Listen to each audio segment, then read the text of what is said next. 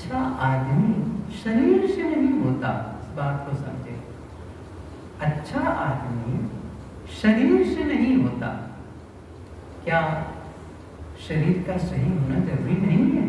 जरूरी है, लेकिन किसी के सुंदर शरीर को देख करके, सुंदर चेहरे को देख करके आप नहीं कह सकते कि आदमी अच्छा भी होगा। किसी अच्छे डॉक्टर को देख करके नहीं कह सकते कि आदमी अच्छा भी होगा। किसी अच्छे इंजीनियर को देख करके नहीं कह सकते कि वो अच्छा आदमी होगा ही, क्योंकि हो सकता है जिस क्षेत्र में उसने पढ़ाई की, उसमें उसने काम किया, इसलिए उसके बारे में जानकारी ज्यादा है, लेकिन उनका जो व्यक्तिगत जीवन है वो कैसा है। कोई एक अच्छा खिलाड़ी हो सकता है, लेकिन वह अच्छा आदमी हो ये कोई जरूरी नहीं है। तो अच्छा आदमी शरीर से नहीं, बड़े मकान से नहीं, धन संपत्ति से नहीं, पद से भी नहीं, किससे है? अच्छे आदमी की परख होती है उनके जीवन से, और उनके जीवन से का मतलब हुआ उनके गुणों से। गुणों से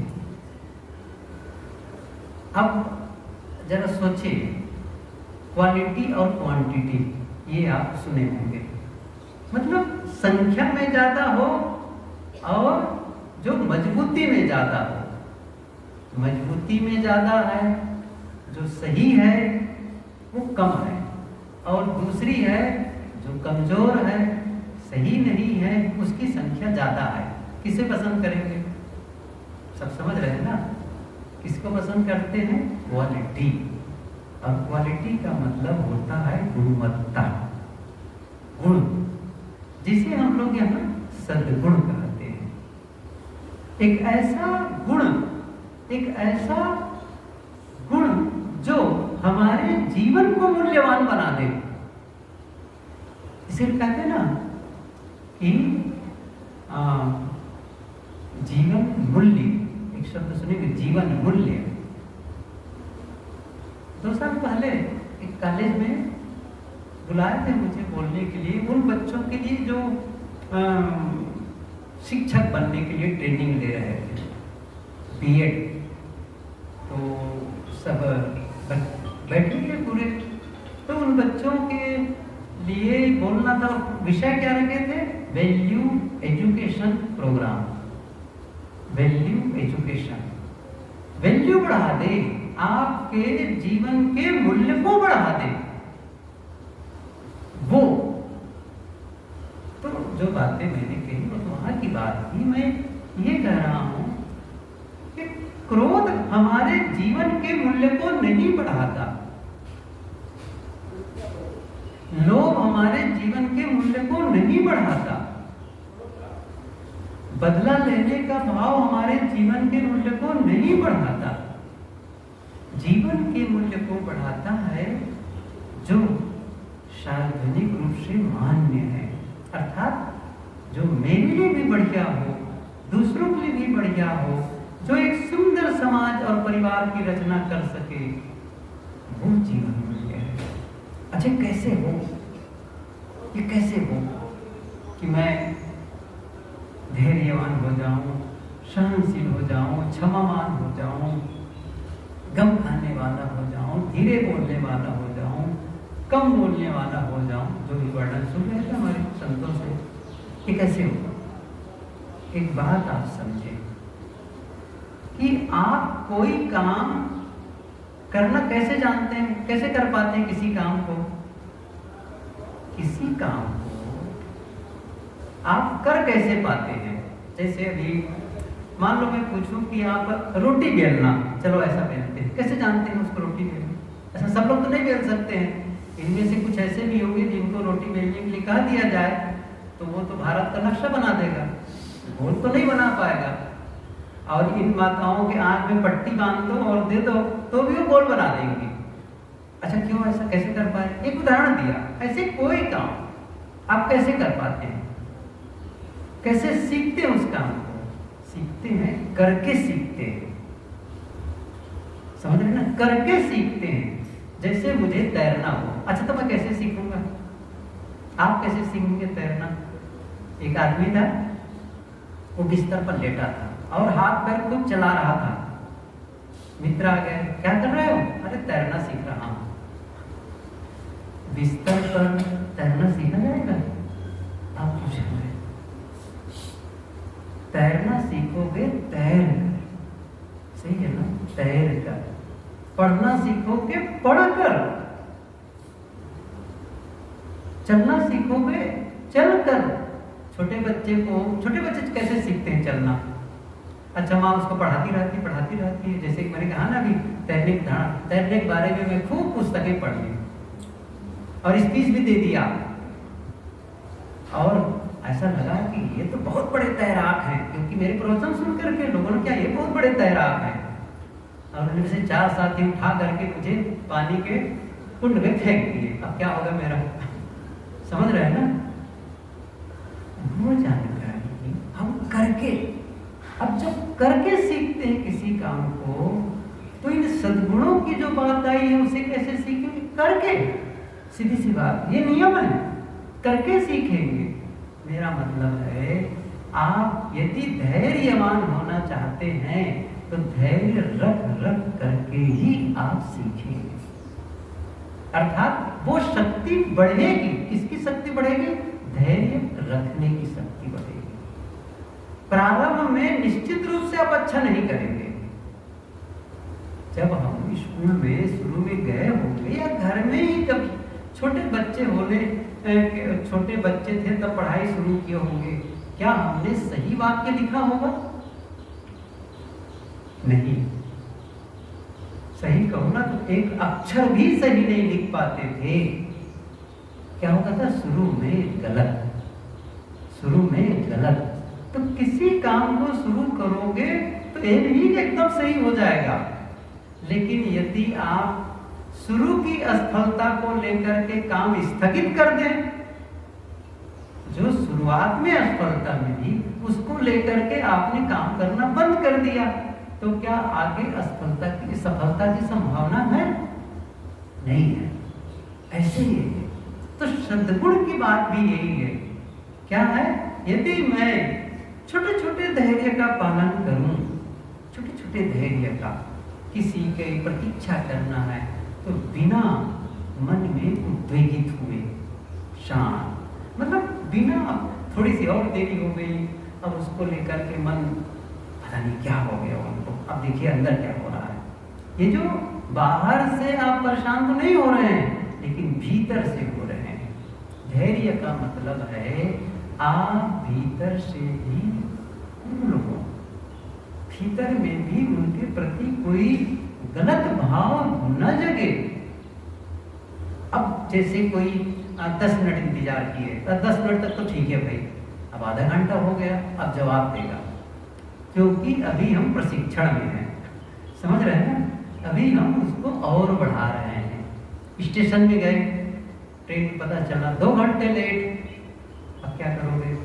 अब रेलवे वालों को गाली दो, एक तरीका तो वो है। अच्छा तो क्या होगा उससे? अच्छा ट्रेन पहले आ जाएगी, बहुत अच्छा हुआ, जब रेलवे वालों को डांटा तो ट्रेन थोड़ा पहले आ गई। ऐसा नहीं होने वाला है। अच्छा लड़ाई कर लो स्टेशन मास्टर के पास जा करके, वो क्या करेगा? अच्छा तरीका क्या है? आप कहीं जगह खोज के बैठ गए, शांत, या तो पुस्तक पढ़ ली या मोबाइल में से कुछ सुन लिए, प्रतिक्रिया नहीं, प्रतीक्षा की जब आ जाए, कौन वाला अच्छा रहेगा? समझ रहे हैं ना? अब ये चीज आपको भी अंदर से भी आप शांत, और इसका प्रभाव क्या होगा?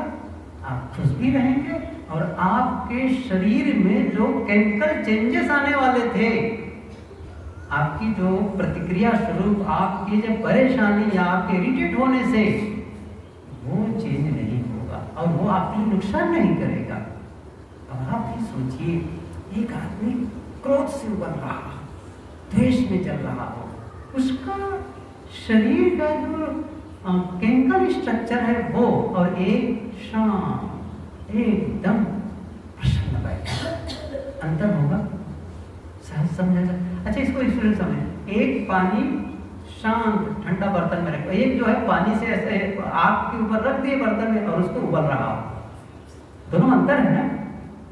एक पानी क्या कर रहा है, उबल रहा है, जैसे छुओ तो बस हाथ जलेगा। ऐसे ही जो क्रोध से परेशान है, जैसे उसके करीब गए बस आपका खैर नहीं है। कितना अंतर हो गया है इससे। अब ये चीज को हटाना कौन करेगा? समस्या क्या है हमारे धर्म जगत में, लोगों को धर्म के क्षेत्र में जब बढ़ना होता है तो किसी क्रियाकांड में लोग अटका देते हैं। उसकी पूजा करो, ये पाठ कर लो, उसकी आराधना कर लो, अच्छा अमुक शास्त्र के पाठ करने से आपका भला होने वाला है, अमुक देवी देवता की उपासना करो, ये व्रत करो, वो व्रत करो, ये नदी में नहाओ, उस कुंड में जाओ। और वो क्या कह रहा, मैं देखो मैं इसके विरोध में नहीं हूं, लेकिन एक दूसरे ढंग से विरोध करते बनता भी है। क्या?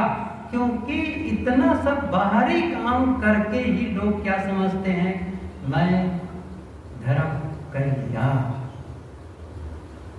ये सबसे बड़ी खामी हो जाती है, जबकि धर्म की अभी ABCD भी नहीं हुई शुरुआत।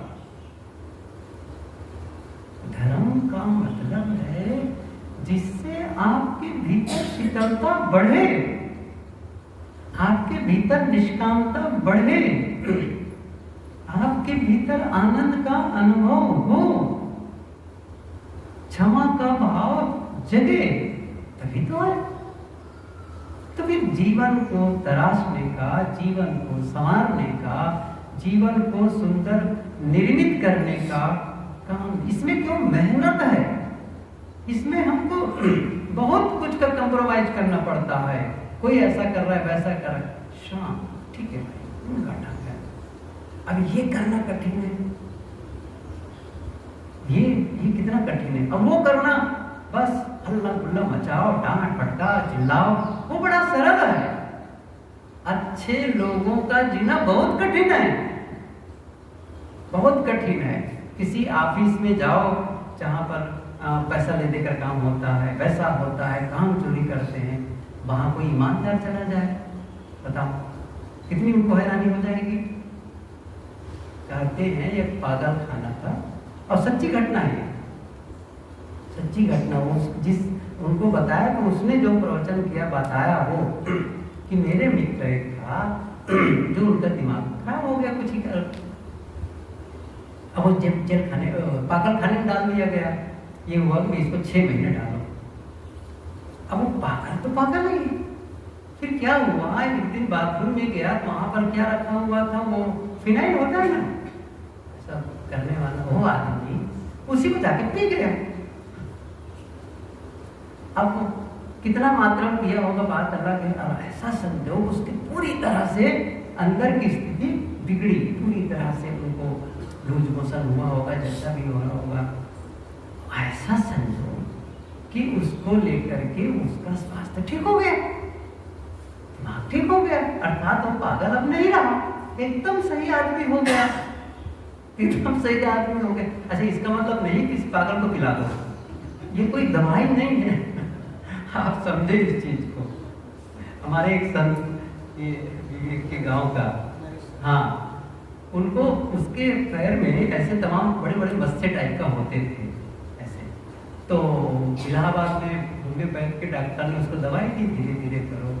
कई दिनों तक, महीनों महीनों खाते तक भी ठीक नहीं हुआ। एक दिनों बहुत रुक गया और जितना वो पूरे शीशी दे एक साथ पूरा खा गया, और ऐसा संजोग उसकी पूरी वहां पर खत्म हो गया। कैसे खत्म हो, एक साथ खा गया, मैं तो ऐसे रुक गया खाते खाते। डॉक्टर ने कहा, दूसरों से भी कहे अब ठीक है इनका, लेकिन दूसरे लोग की गलती मत करना दूसरे लोग की गलती मत करना। बहरहाल संदर्भ में लौटते हैं। तो अब वो आदमी ने क्या हुआ, अब 6 महीने तक रहना है।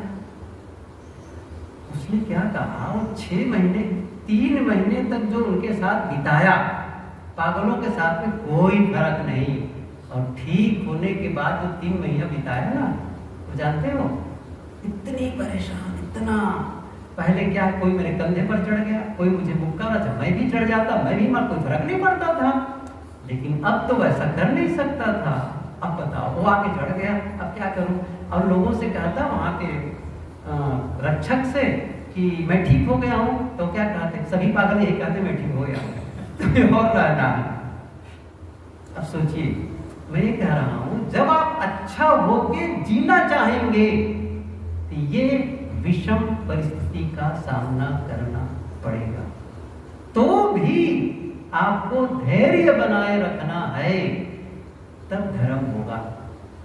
आरती घुमाने से धर्म नहीं होगा, मंत्र पढ़ने से धर्म नहीं होगा।